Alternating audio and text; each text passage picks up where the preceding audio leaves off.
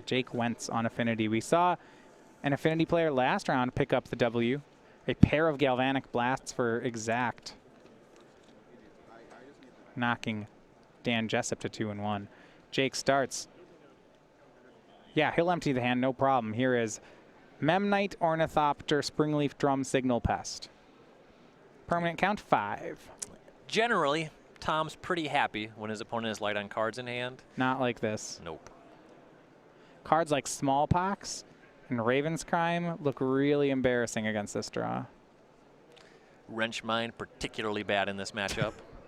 First, they have artifacts. Second, they don't have cards in hand. Here's Steel Overseer and another Signal Pest. Jake, out of cards. Yes. Well, this is going to be great. Tom can just play all his Shrieking Afflictions now and try to race.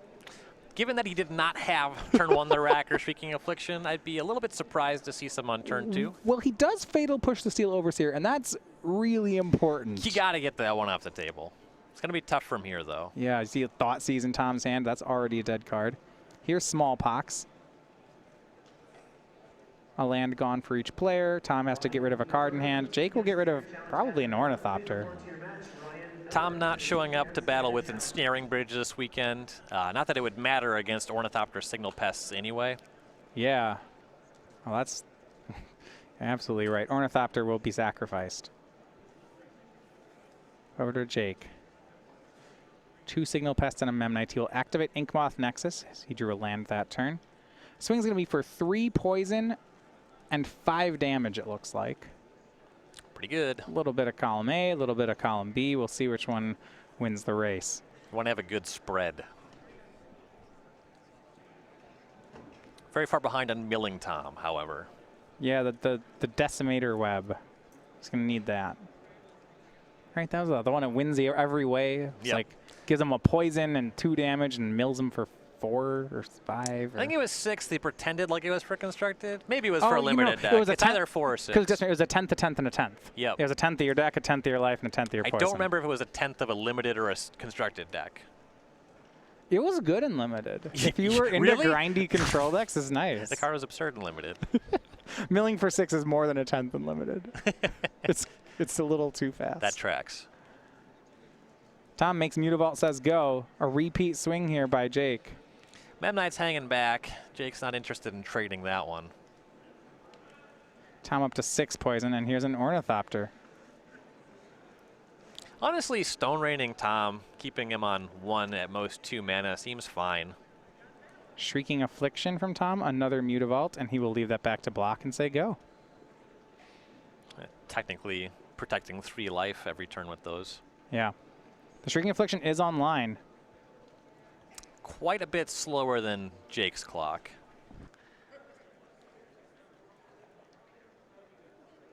And cranial plating there. Played and equipped immediately. That's worth a ton of damage. We have Darksteel Citadel 1, 2, 3, 4, 5, 6, 7. And there's game to Jake. It's a tough one here for Tom. Oh yeah. And Mono Black not known for having a lot of artifact hate either. So look at Tom's sideboard, see if he has some answers here. 3 Delirium Skeins. I don't know if this card's what he wants. 2 Asylum Visitor, 2 Nihil Spellbomb, 2 Bantu's Last Reckoning, 1 Death Shadow. I really like that. Big fan. A Leyline of the Void, a Relic of Progendus, a Fatal Push, that would be his 4th copy, a Ratchet Bomb, and a Shadow of Doubt. Fatal Push is great. Ratchet Bomb is great. A little bit slow, but it'll do the job.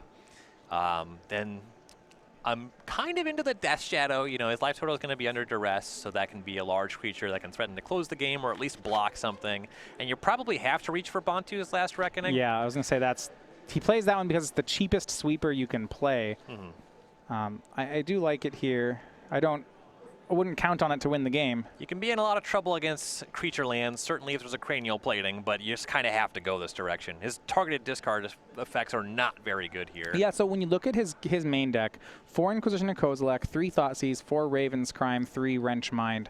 I mean, how many of these even stay in? You probably see him reaching for Asylum Visitor as well. Not only just because he has all these cards to bring out, but it should be drawing extra cards in this matchup. Yeah, I mean, so is he trying to do a somewhat Jund strategy here of actually drawing extra cards and killing creatures, or I don't know if he has enough cards to do that. He just has to get rid of all this targeted discard. He can't go too heavy on it. You know, honestly, his best discard spell in the matchup is Funeral Charm, just because it kills a lot of relevant creatures. Sure, the best discard spell is the one you don't play as a discard spell. Exactly. Yeah. On Jake's side, he has 3 Etched Champions. He has one in the. His split of 3 drops in the main is 3 Masters, 1 Champion. So these are champions numbers 2, 3, and 4. So you can switch his 3-drop slot. He has 2 Dispatch, 2 Stubborn Denial, 2 Whip Flare, 2 Girapur Aether Grid, and then some sideboard cards of Grafdigger's Cage, Sentinel Totem, Wear Tear, and Ancient Grudge. So Ancient Grudge and Wear Tear can deal with the Rack and or Shrieking Affliction. Those are totally reasonable here. Good chance you'll see one or both. You might bring in Etched Champion because it fades stuff like Fatal Push. It's a little bit slow, can be pretty bad in the smallpox games, though frequently Jake will just have a second creature out there, so that one's fine. Don't love it because it costs 3 though. So if Tom's removal is Liliana of the Veil and Bantu's Last Reckoning, I'm not sure I'd want to switch my Master of Ethereums for Etched Champions. Yeah, definitely more into Master here. Yeah, it fades some stuff, but it certainly doesn't fade all the stuff. You could see Stubborn Denial because it's good against, you know, Tom's a creatureless deck. It'll counter basically everything. Question is how much you care about the average spell. Certainly in the face of Bantu's Last Reckoning, I'm into using Stubborn Denial. Might be able to leverage that for a game win. So Tom Ross, you know him here on the SCG Tour. Now living in Roanoke, originally from the Louisiana area, 18 Open Top 8s, 6 wins. That's a great conversion rate, winning 1/3 of his Open Top 8s, winning half of his Invitational Top 8s. Yeah. Remember, all of this is what, in the last 4 years? Yep. Trophy Hunter. Yeah, really has been one of the most dominant players here on the tour that I can remember. It's not the name you want to see on the pairings board, unless you are Tom Ross. And then you see it every round on the pairings board. It's nice. Tom chooses to take the draw. He's not a coward. This is the plan. Asked him today whether he's playing any ensnaring bridges in his deck. And he just said, bridges for cowards. He's not afraid. You know, he's going to lose some games. That's fine. Everybody loses some games. That, for the record, that was the entirety of the conversation. Oh, you're not going to get more out of Tom. Said, all right, he's not playing ensnaring bridge. He'll play the Rack on turn 1. This time Jake had a much more reasonable first turn. It was just land Memnite. Though a lot of times these stat of affinity, it means their second turn is going to do something impressive. Yeah, you got to figure it's going to be one of the payoff cards, be it Arcbound Ravager, Steel Overseer. Sure. Cranial Plating. Here is Cranial Plating. Mox Opal. There we go. Equip. Swing. That's going to be for 4. Tom down to 16. Still 3 cards in hand for Jake, so not going to take damage yet off the rack. Strong start. If Tom had a smallpox here, it'd be very good. Tom just says go. He missed his second land drop.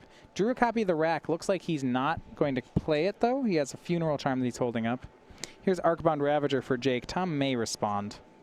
If you had Funeral Charm, you'd want to take care of the Memnite in response.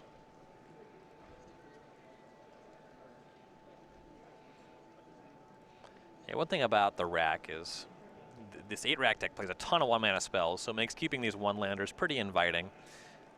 Though things can get awkward if you don't hit that second land. Funeral Charm will hit the Memnite, and now Arcbound Ravager resolves. It's a nice window here for Tom to resolve a Smallpox if he can hit that land, though. Well, I was going to say that before Jake played Signal Pest. Yeah, much less nice now.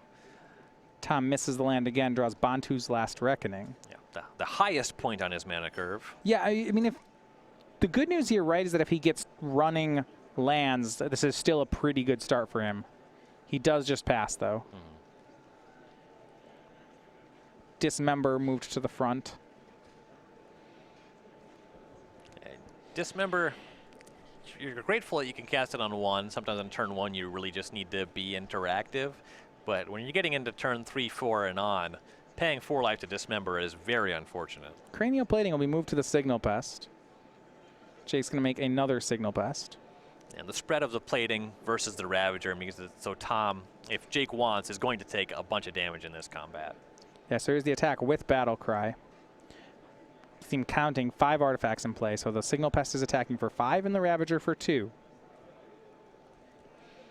With that second Signal Pest and certainly the Blink Moth Nexus and the mana base as well that threatens lethal in the following turn.